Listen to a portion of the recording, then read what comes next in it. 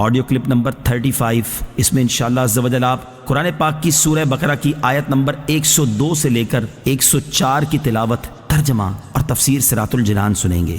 بسم اللہ الرحمن الرحیم۔ ترجمہ: اللہ کے نام سے شروع جو نہایت مہربان رحمت والا ہے۔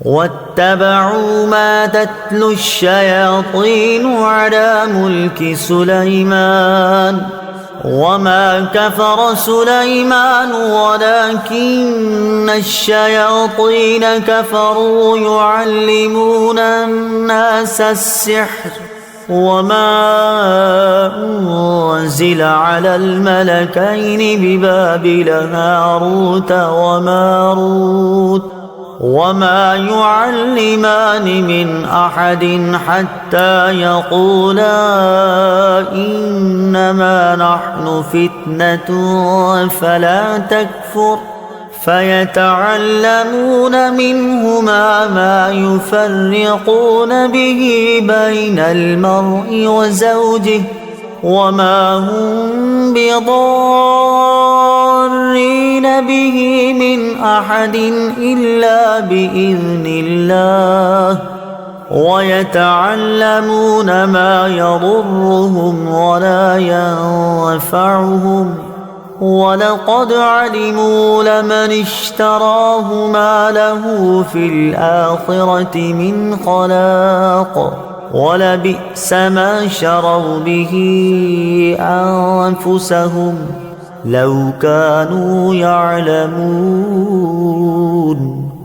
ترجمہ: اور یہ سلیمان کے عہد حکومت میں اس جادو کے پیچھے پڑ گئے جو شیاطین پڑھا کرتے تھے، اور سلیمان نے کفر نہ کیا بلکہ شیطان کافر ہوئے جو لوگوں کو جادو سکھاتے تھے، اور یہ تو اس جادو کے پیچھے بھی پڑ گئے تھے جو بابل شہر میں دو فرشتوں ہاروت و ماروت پر اتارا گیا تھا، اور وہ دونوں کسی کو کچھ نہ سکھاتے جب تک یہ نہ کہہ لیتے کہ ہم تو صرف لوگوں کا امتحان ہیں۔ تو اے لوگو، تم اپنا ایمان ضائع نہ کرو۔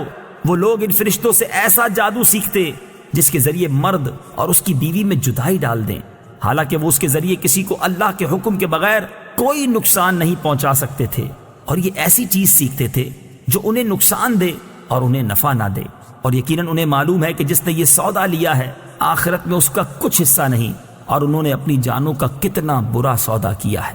کیا ہی اچھا ہوتا اگر یہ جانتے۔ واتبعوا، وہ جادو کے پیچھے پڑ گئے۔ شان نزول: حضرت سلیمان علیہ السلام کے زمانے میں بنی اسرائیل جادو سیکھنے میں مشغول ہوئے تو آپ علیہ السلام نے ان کو اس سے روکا اور ان کی کتابیں لے کر اپنی کرسی کے نیچے دفن کر دی۔ حضرت سلیمان علیہ السلام کی وفات کے بعد شیاطین نے وہ کتابیں نکال کر لوگوں سے کہا کہ حضرت سلیمان علیہ السلام اسی کے زور سے سلطنت کرتے تھے۔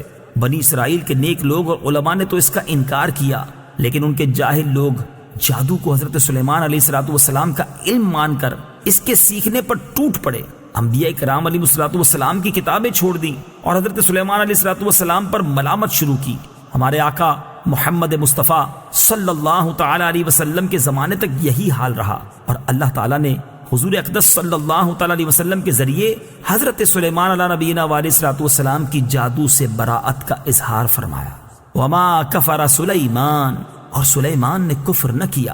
اس آیت سے معلوم ہوا کہ پیغمبروں سے دشمنوں کے الزام دور کرنا اللہ تعالیٰ کی سنت ہے، جیسا کہ لوگوں نے حضرت سلیمان علیہ السلام پر جادوگری کی تہمت لگائی، اور اللہ تعالیٰ نے اس آیت میں اس تہمت کو دور فرمایا۔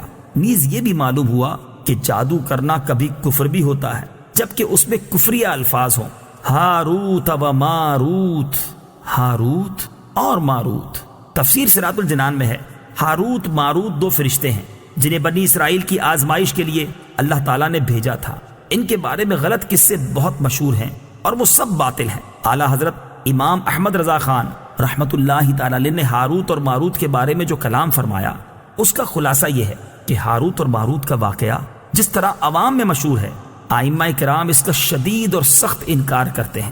اس کی تفصیل شفا شریف اور اس کی شروحات میں موجود ہے، یہاں تک کہ امام اجل قاضی ایاز رحمت اللہ تعالی علیہ نے فرمایا ہاروت اور ماروت کے بارے میں یہ خبریں یہودیوں کی کتابوں اور ان کی گھڑی ہوئی باتوں میں سے ہے، اور راجے یہی ہے کہ ہاروت اور ماروت دو فرشتے ہیں جنہیں اللہ تعالیٰ نے مخلوق کی آزمائش کے لیے مقرر فرمایا کہ جو جادو سیکھنا چاہے اسے نصیحت کریں کہ انما نحن فتنۃ فلا تکفر، ہم تو آزمائش ہی کے لیے مقرر ہوئے ہیں تو کفر نہ کر، اور جو ان کی بات نہ مانے وہ اپنے پاؤں پہ چل کے خود جہنم میں جائے۔ یہ فرشتے اگر اسے جادو سکھاتے ہیں تو وہ فرما برداری کر رہے ہیں، نہ کہ نافرمانی کر رہے ہیں۔ وَلَوْ أَنَّهُمْ آمَنُوا وَاتَّقَوْا لَمَثُوبَةٌ مِّنْ عِندِ اللَّهِ خَيْرٌ لَوْ كَانُوا يَعْلَمُونَ۔ ترجمہ، اور اگر وہ ایمان لاتے اور پرہیزگاری اختیار کرتے تو اللہ کے یہاں کا ثواب بہت اچھا ہے اگر یہ جانتے۔ وَلَوْ أَنَّهُمْ آمَنُوا، اگر وہ ایمان لاتے۔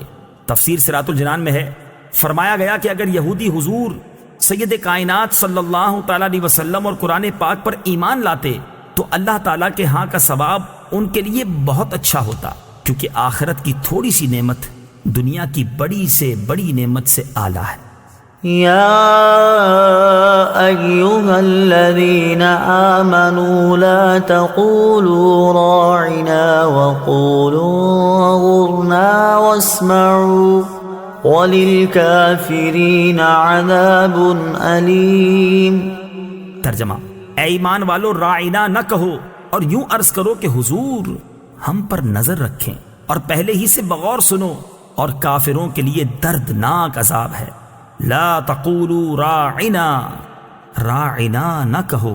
تفسیر صراط الجنان میں ہے، شان نزول، جب حضور اقدس صلی اللہ تعالیٰ علیہ وسلم صحابہ کرام رضی اللہ تعالیٰ عنہم کو کچھ تعلیم و تلقین فرماتے تو وہ کبھی کبھی درمیان میں عرض کیا کرتے راعنا یا رسول اللہ۔ اس کے یہ معنی تھے کہ یا رسول اللہ صلی اللہ تعالیٰ علیہ وسلم ہمارے حال کی رعایت فرمائیے، یعنی کلام اقدس کو اچھی طرح سمجھ لینے کا موقع دیجیے۔